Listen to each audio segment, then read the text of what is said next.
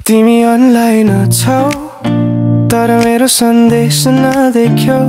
रातभर फोन हातमा लिएर म कुर्दै बसे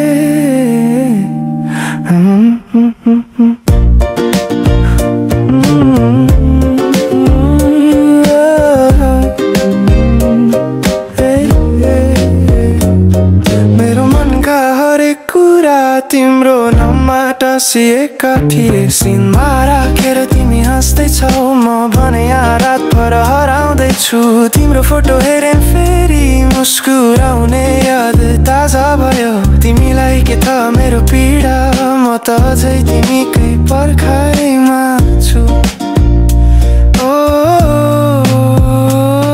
मैले पठाएको सन्देशहरू आज पनि तिम्रो इनबक्समै थन्किएका छन्।